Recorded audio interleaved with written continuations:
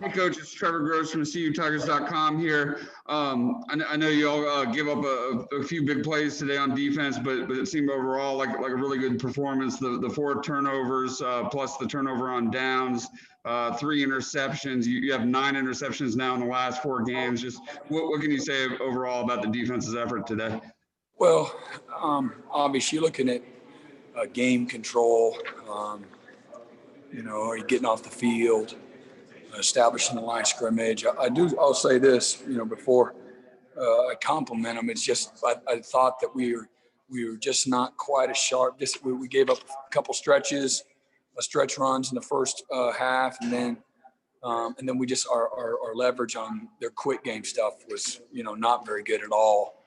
And really just at outside at corner, we weren't surprised by that. Let me just say that. And we just give up the leverage, and we can't do that. Made it easy on them. Just kind of give them a little bit of hope in the first half, and then I thought, and then we didn't respond, to the block punt, and we let them. We had a good couple plays, and we let them run it in, and we're better than that. And then other than again, I put us in a dumb call, but they throw it deep on us. They got the 85-yarder. I could have put us in a better call there, and then the long run right there at the end. I'm just so proud of 25.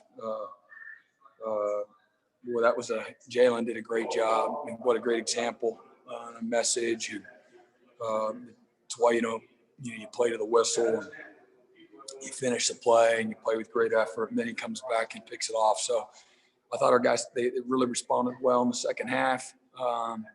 Pretty solid in the first half, but again, the second half, other than those 2 plays, other than that, they didn't get a whole lot, and really good game control. And for the most part, we were really good on third down. They were 0-1, had a good turnover on downs and fourth down.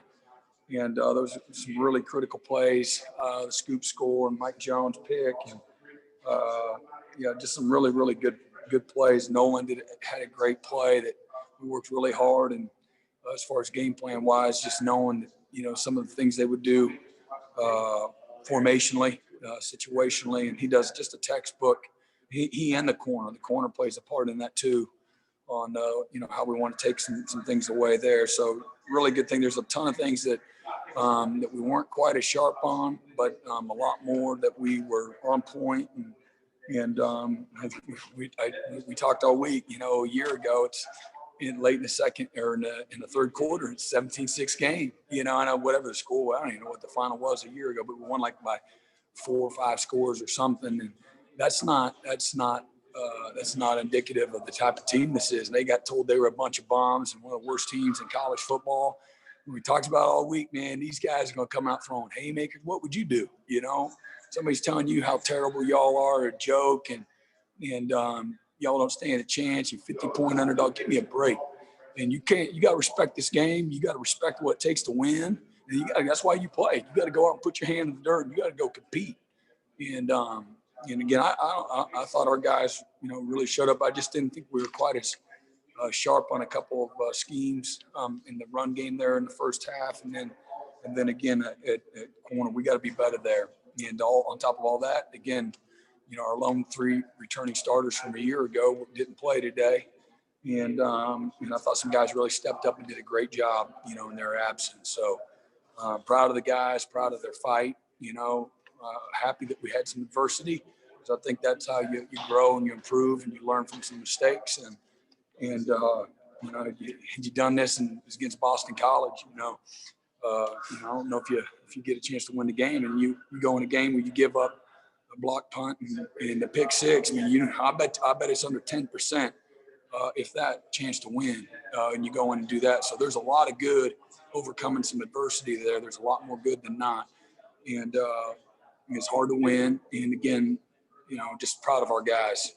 Just a good hot day. Taking control of the game there in the second half and finishing the right way. Coach Venables, Rob Gilchrist, WCRS 1450 AM, 90.5 FM.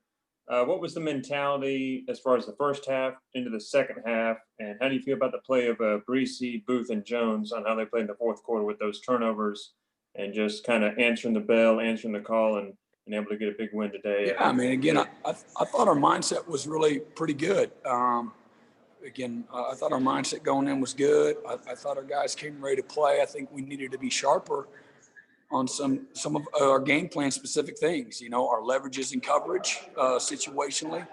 And then, how we're fitting the run game, just kind of sloppy at times. There's a bunch of zeros and -2s and 1s. And then, situationally, we had a few runs there that we were soft interior wise, and we're not doing the little things the right way.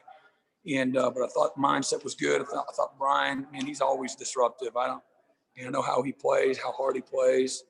And I thought Booth was really, again, we had some leverage things in the first half. I thought he responded well and came back and made some really big plays. And then, again, I thought, Sheridan, did a nice job as well.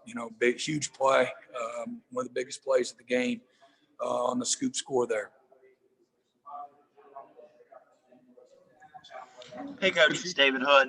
On that long touchdown, I couldn't tell. It looked like maybe a one high safety look. You said it was a bad call.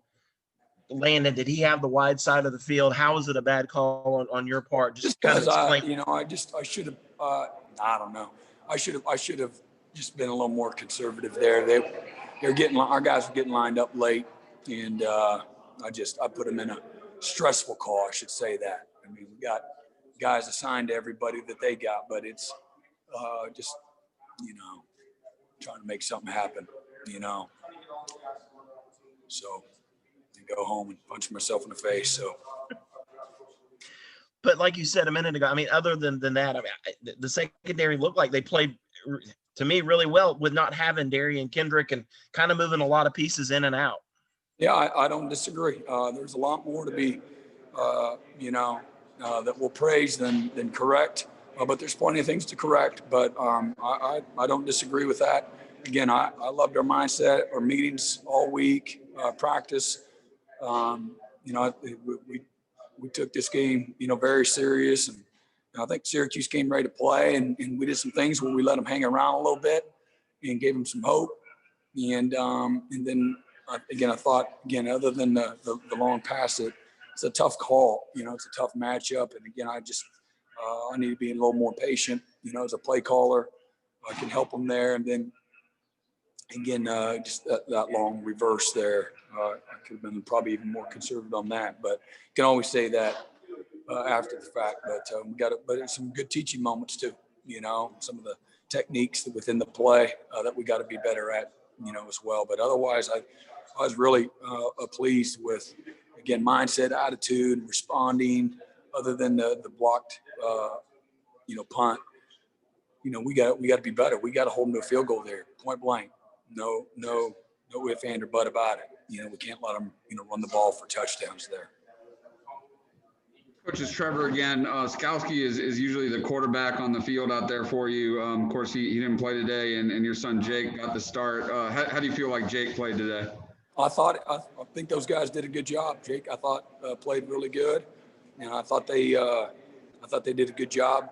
They're also very involved in the kicking game, whether it's punt or kickoff or kickoff return. I thought he and Balin went out there and, along with Mike, and they did a good job of managing, making adjustments, making the calls and things like that. So I felt that was pretty good. Coach, this is Travis Spolen with Clemson SI. Coming in, averaging almost 5 sacks a game, you have just 2 today. Was it something they were doing on offense, or just trying to be conservative there on the line? Well, I think they were getting rid of the ball quick, really, really quick. And then, otherwise they were max protected. So unless you're running some kind of an overload blitz, even then he's taking it and launching it. So I think that's to a certain degree by design on their part, for sure. But otherwise, again, the passes that they got was a catch it and throw the go ball. Wasn't like he went through any kind of reads or anything. That was a long pass. And then they had some jailbreak screens and a lot of 3-step quick slants. And that's really it. That was their passing game, for the day. So, that's what that is. I think they were 10 of 26, right? 10 of 26. 10 of 26. So it's pretty good.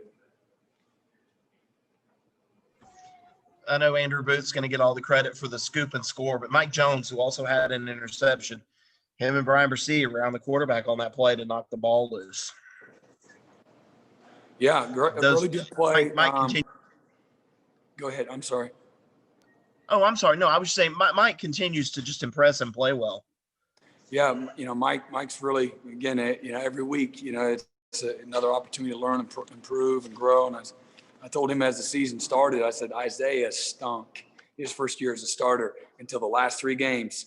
He was just like this, like a lot of first-year guys. And then those last 3 games of that year, man, he really started playing consistently well and making layups and occasionally make a 3-pointer. And then he did a 360 and really, really came on. And Mike's a really smart guy, works really hard, takes tremendous pride in doing the little things well and being an integral part of what we're doing. And that was a really big play. We rolled the coverage, we blitzed him, and we kind of changed the post-snap look for the quarterback, and he held the ball. And between those 2 guys, I think Mike knocked the guy right back, did a great job not running by the quarterback and using his hands and collapsing the pocket.